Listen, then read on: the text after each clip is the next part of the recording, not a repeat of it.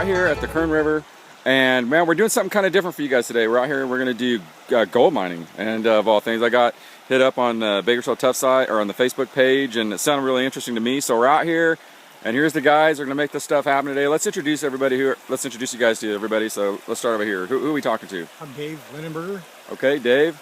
I'm John Rolls. All right, and? I'm Robert. All right, and I had no idea there's actually gold in this river, and probably a lot of people don't realize there is gold in this river, but there is, right? I mean, there is gold, and you say, and we had talked, and you said actually we were going to find some today, right? You think? Yeah, we'll find some gold today. Okay. The original gold strike was in 1850 up in Greenhorn Gulch. The Fremont Party was doing an expedition, and they discovered the gold in Greenhorn Gulch and led to a big gold rush in Kern County. Okay, so how often do you guys actually gold mine through here? I mean, do a lot of people do that, or is this, I mean, kind of a rare thing, or? We try to get out at least once a month with our club. Okay. And how can you join the club? Like, if someone want to join it, just anybody? We have a website. You can find us in the Kern County Prospectors. Okay. We have a website. So explain a little bit that a lot of people are going to be thinking that, well, okay, this river, I mean, I'm sure people have, mined here before, but you say that there's a constant influx of gold coming in, right? I mean, from the upper mountains. Can you explain that a little bit? Well, the gold continues to flow downward with the path of the erosion. As the river carries the gold from the original ore deposits that are up in the mountains, it keeps floating down that river. So it's constantly moving. As the water in the winter time, we had the snow melt, and then in the spring, as it starts to melt, it washes that really quickly down the river. So every year is sort of a little bit more that keeps flowing this way. Okay. Well, we're going to set up here. You got some equipment. We got more to set up, right? We're going to do the whole process, and hopefully by the end of this video, everybody will know what the heck we're talking about here. So, at least a little bit about it. All right, so we'll act like we know what we're doing here. So you're setting up cool. some stuff here. What is this thing called? What are we looking at here? This is called a dry washer. Okay, this is a dry washer, and you're actually going, it looks to me like you're going to shovel some stuff in here. Is that wrong or right? Or? Correct. We'll shovel dirt in here. Okay. And then the riffles down inside. Okay. The dirt will come down, and the gold will actually trap in these riffles. Right. And the other stuff will go over. Right. Only the bigger stuff will catch in the riffles. Okay, that's very cool. And we were talking a little bit, like, you kind of do this for a hobby, right? I mean, you're not in it for the money. I mean, you're not out here making a living at it, right? I mean... Yeah, if you want to make a living at it, it's going to be a really hard job to make a living at it. Right, yeah. You make more money working in it. And you said that you don't even really sell the gold that you have, right? I've never sold any that I have. I just do it for enjoyment, relaxation. Yeah, that's cool. It's a nice way to get out. You go out and you go camping, and a lot of camaraderie with a lot of other gold miners, people of the same interest. Is there a rush when you get like something big? I mean, or you have a big strike? Or when you get your first piece of gold, they call it gold fever. You just get excited. I mean, and it lasts with you. You enjoy it. Yeah. All right. Well, cool. I can't wait. Okay, so one of the more common methods, I guess, is the panning, right? That's the old school. I mean, that's the old school method, right? Using the pan. Panning is the old school method. It's what the only thing they had when they first started. Right, and so basically, what's the process? You're just spinning it around. The gold sinks, it's heavier, and everything else flows out of the pan, right? That's the idea. The gold sinks and it goes to the bottom. And the technology, the old 49ers, the old people that did it, our forefathers, they didn't have riffles in their pan. Okay. It was just a smooth pan. So right. It took a lot of art to do it. Okay. They made it easy for us. So these are specifically made for panning right here. This isn't just a bowl, right? It's made just for panning. So that's good. You got ridges there, and that catches the gold? Yes. Very neat. You just take it in the water and you just swirl. Is there anything you're looking for when you pick up? I mean, is there anything like a tell that you might be onto some gold, or is it just... If you're in the water area, you're going to look for not necessarily a bunch of sand, but like a sand and rock mix. Okay. Or if you're in an area of location, you can see over here where we started a hole. Yeah, I was surprised. Now, you're actually panning up here a little bit for gold, right? I mean, you're pulling this dry material up over here? Yes. Okay. What I'm doing is I'm finding the gold. And if you look at the layer here, you can get a shot of that in here. Okay. Where you have dirt, then you have rock. And right above the rock is going to be some clay. And then it'll be more sand and several different layers in this area out here where gold is deposited. And the rules still apply that around, like, cobblestones and stuff like that, you can tend to find more gold or not? I mean, is it if you're in a gold-bearing area, generally you can. Okay. And then you need to look at the rocks and make sure that if you look at your round rock, this layered rock here, yeah, see how it lays flat. Okay. If you have rocks like this standing up and down, that means somebody's already been here. Somebody's already prospected it and it's there. Because nature, when the water flows through, it layers these rocks like you was laying brick perfectly. Okay. So you're saying this has or hasn't been? This hasn't been done. Okay. See where it's layered? Yeah, it looks like someone actually stacked it, but you're saying no. I mean, you're saying that's nature. That's nature stacked that. The Interesting. high water's brought it in, and that's what that's caused is like your riffles in a sluice box. Okay. The gold would come in, and the gold's heavier, so the next storm that came through, the gold actually fell down through this and deposited in here like a. Yeah. So these are key areas you're going to look for through right here. This is a key area you look for. Okay. You have your bigger rock, and on the side of you here, you have smaller rock. Yeah. And if you can see the color of the copper color, Yeah. that's a good indication of nice gold in there too. Interesting. Okay. Very cool. Okay, so can you explain what we're doing here? Tell me what we're doing here. What we're doing is we're just dumping the dirt in here, and which down here, it's vibrating, kind of like the sluice box, and what happens when it vibrates, it'll vibrate the heavy stuff on out, and it will hold the gold down on your mat and in your riffles. So the gold, because it's heavier than the rock, kind of drops down into the... Yes, it'll drop down and it'll stick. And then after... What's making this thing shake? The blower?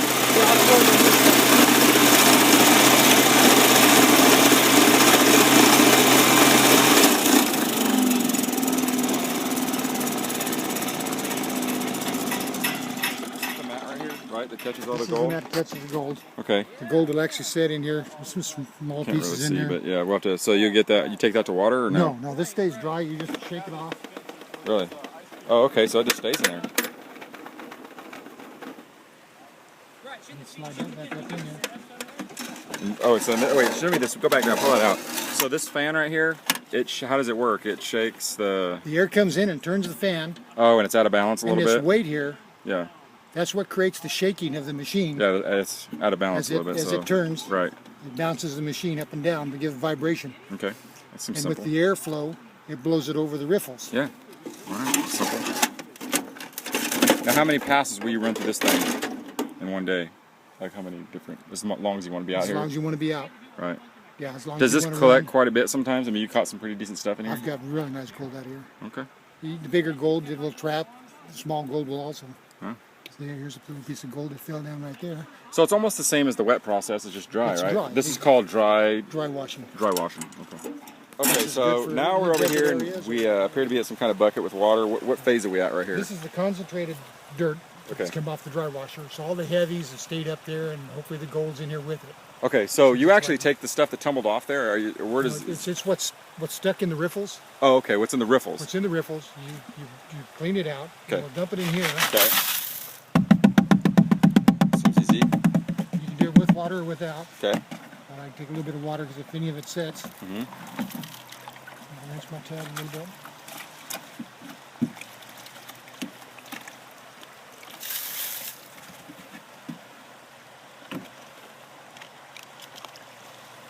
Now, what's this process called? Is there a This is classifying the gold down. Okay, classifying it down. Yeah, we have two different screens in here that are used to classify the gold. Okay. Separating the rocks from the sand. Okay.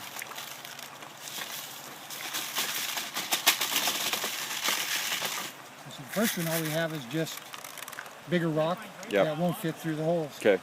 You kind of look through your rock to make sure you don't have Anything gold stuck to sitting it? on it. Because gold will stick to some of these rocks. They have a little bit of clay to it. Okay. You want to make sure you don't have anything there. Yep.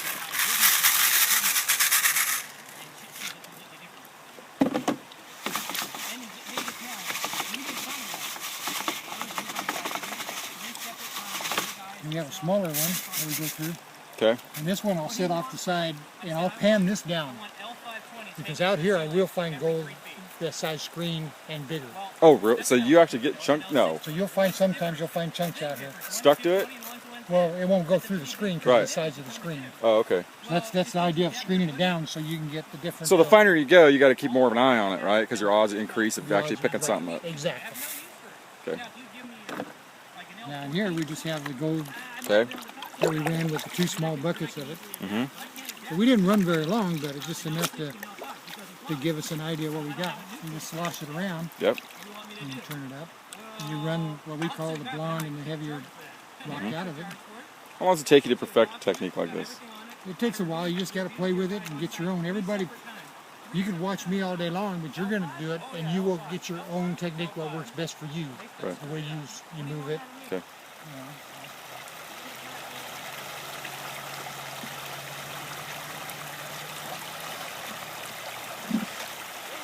Okay, so we're out here now. We're out on the river a little bit, and explain. Now, this is one of the important tools here, right, of picking up gold. And okay, so let's explain what this is and how it works and all that good stuff. Okay, this is a sluice box. Okay. And the design really hasn't changed much from the time of the original miners during the gold rush. Okay. Except they're made out of metal, so they're a little bit more durable now. The old ones were made out of wood. But what we've got on the very first part here is we've got an area that is flat that will allow all the concentrates to break down and allow the gold to drop. Once the gold drops, it's going to get onto this black mat right here. And you'll actually see a few flakes out in there where we've actually caught a little bit of gold already. Yeah, I see specks in there. Is that gold right there? Yeah, right there. Those 3 or 4 pieces right there, those are all gold. And there's a few more because it's washing to the outsides. Okay. That gold is going to want to stay right there in the black mat. If it passes that, then we've got these riffles. The riffles actually will catch gold as well if it passes past the black mat. There's also a screen and carpet in there. All those things are designed to catch the gold because it's heavy. It wants to drop. It needs a lee, so it has a little place to fall behind those riffles. Yeah. So we give it lots of opportunities to catch in this box. It's a very efficient way to get gold. So, do the bigger pieces get caught up here in this thing, or does it just all the same amount of pieces? Your black mat is where your biggest amount of your gold is going to stay. Yeah. I would say about 75% of your gold will stay in the black mat. That allows you to know whether you're mining in the right spot. If you're not in the right spot, you'll know about it real quick because you're not showing anything in the black mat. Right, and then I would imagine that when you're all done, the mat comes out and you kind of rinse it out and see what you got? That's right. We take the whole thing out and then we go right back to basics. Once we get everything out of the sluice box, we put it in a gold pan and concentrate it down even farther. Yeah. So that way we only take the gold out of here and leave everything else behind. Yeah, very cool. So one of the things that you notice when you're out here is, of course, you see things glittering all over the place, and it may look like gold, of course, if it's that easy. You know what I mean? Everybody'd be out here. What is that stuff? I mean, what are we looking at when you see that? Yeah, the fool's gold is iron pyrite. Okay. And fool's gold, the way you can tell is if you can actually see it in the river, it's not real gold. The real gold is going to be down deep underneath rocks and stuff like that. The pyrite's real light, so it floats on the surface and it shines. And you can tell because if you put a shadow over it, it'll disappear. Okay. It needs the sun to reflect. Whereas real gold is actually a metal, and you'll still be able to see it in the shade. A lot of times when you can't quite tell what you got, put a hand over it, put a little shadow, and then that way you'll be able to tell. Okay, so you have in the pan here, you kind of dwindle it down, and you have a few flakes of gold in there, right? I mean, that's kind of right like, up here at the top. yeah, that's kind of hard to There's see. a few flakes. Okay, and I thought you were just looking at it, but actually you're working it. Yes. So this. See, I already separated. This right here is called the blonde. Okay. And this will sit on top of Now the blonde black. is what like we're standing on right now, right? Yes. I mean that's like the tan sand. Yes, Right. exactly. And then underneath it, throughout it, will be the black sand, and I'm just separating the blonde from the black because the gold will sit in the black because the gold is heavy. Right. Now I would imagine that getting the gold out of the black becomes even a little bit trickier, right? 'Cause Yes. How long have they been Yes. gold mining out here? I mean, is there a history here of gold mining in Kern County? Yeah, I think ever since the original gold rush, we started working the Kern River from the top down. The Keysville mine was a hard rock mine, and it was in production until, I believe, until the 30s, into the 30s. Huh? There's a lot of, even during the Depression era, a lot of people who couldn't find work, they went out to areas like, especially in like the Keysville area up near Lake Isabella. I was also out into the desert, Last Chance Canyon, and they spent a lot of time up there subsistence mining. Do you ever find old remnants of old mining and stuff? I mean, gold mining, is that out there? Yeah. It is? Oh, yeah. Some of the old, out in the desert, you find old rail cars and train tracks that they run them. Oh, wow. Wow, that's kind of cool. It's almost kind of like a history lesson when you're out here sometimes, right? I mean, when you're out gold mining, I mean, you kind of see stuff from the past and, you know what I mean? Kind of interesting. Yeah, it really is interesting. I think we enjoy the history of it from a California history standpoint. And one thing we've been doing lately is we've been giving back. We went to my daughter's school just a few weeks ago, and we went back and gave a whole gold rush presentation. Taught kids how to pan for gold, told them about the history of the gold rush, and how it changed California, how it made it such a culturally diverse state. Yeah, very cool. Very cool. You can actually see the gold right on the test carpet. Yeah. See the little pieces there up on Oh, the yeah. black mat up there? Yep.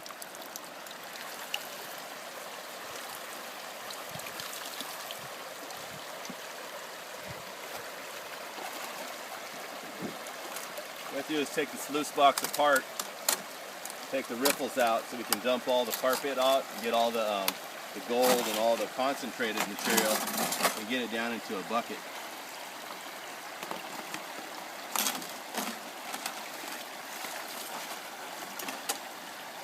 So the screens will hold stuff as well as the carpet, or no? Like, is there possibilities there's actually gold on the top of that too? Yeah, there's gold that's going to catch anywhere in this box that has the potential to catch the gold. Yeah. So we kind of wash everything out as we take it out. The gold is heavy, so it's always going to want to go to the bottom. We try and give as many rough surfaces as possible so that it has a chance to drop out and find a place to land inside the box. And what's that mat called? Is there a special name for it, or just any kind of mat? Well, it's just a carpet mat, but there's another technique that they call a miner's moss, which is a synthetic product which was mimicked from the original days. The miners used to put moss off the sides of the river. They put that in their box to help catch it. Oh, okay. Because they figured out that along the river banks, when they took the big wads of moss, they would shake them out real good. They got more gold out of them. They started lining their sluice boxes with them. Neat. So we use a synthetic Okay, so product this is what we got out of this. Is it the sluice box? Is this called the sluice box? Sluice box, Sluice box, yeah. And this is kind of the heavy material, right? And so, like, do you try to take some of the? You said you try to take some of it home, or you try to get the big stuff or the good stuff, or? What we try to do when we go to a gold bearing area, we try to find as much material and concentrate it into a small amount as possible. What we've done today is we've taken a sluice box and we ran all that material to the sluice box, and what we've got is a concentrated material that's left over. And that's this. This is what the small amount here is. It's going to have the gold in it. Right. So this is what we might want to take home, but then we would clean it up usually. And the carpet itself, you'll clean that out too, of course. Yeah, we'll clean that out too. Right. So what we've done here is got this to where we're going to start seeing just the smallest amount of material and our gold. So one thing you're going to notice in here, there's a lot of little birdshot because lead has the same consistency as gold. It's the same heavy material, so it'll be the last thing that's left in our pan. Right. And you're starting to see the little bits of gold that are coming up right there. Oh yeah. That's what we're doing. We're actually getting the gold actually out of the smallest black sand there. Oh wow. See how the gold is coming out? The gold is the heaviest thing. It'll be the last thing left behind in the pan. That's actually bigger than I thought it'd be. Yeah, it's pretty I nice mean, you stuff. got some flakes in there, you know what I mean? Yeah, and it takes a while for it to really add up, but it's a lot of work. Right. But it's a lot of fun. This is the most rewarding point right here when you get to this point when you're actually cleaning up and it's like, oh, we've actually achieved something. We've got some gold in there. And it really is beautiful. Yeah. One thing about gold prospecting and mining is when you actually see the gold, you got to be careful because that's where you get hooked. Yeah. That's when gold fever really grabs a hold of you, and then you want to go out and do it all the time. You know, one thing that we talked about, we didn't really get it on video, but I think it's worth mentioning. It's kind of you and your daughter, right? You do it together. How old's your daughter? She's 8. She's 8. And you guys kind of do some of this stuff together. And as you guys get older, it's not really about the money. And as you compile all this stuff, it's going to be a memory for her, that stuff that you've done together. Right. You know what I mean? It's real priceless. Gold, I mean, the value real of it is worth is the memories. Right. It's the camaraderie with your friends, with your family. It's being alongside a beautiful river. That's what the real gold is. That's what the real value is. So, and then the byproduct is the actual the part that's the fun part is having a little bit of gold to take home along with all that. Yeah, that's really cool.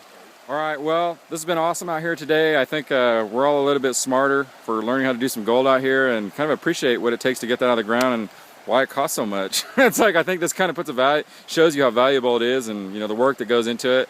And I want to thank you guys for showing everybody here at Bakersfield Tough, you know, everything there is to know about gold mining out here on the Kern. And, you know, maybe I'm hoping to get this thing in the magazine. That'd be kind of neat. I think people will enjoy that. So anyway, man, this is Billy, and man, this is gold mining the Kern River. That's right. We're the Kern County Prospectors Club. We're Bakersfield Tough. Right, I love it. All right. Happy golding. There you go.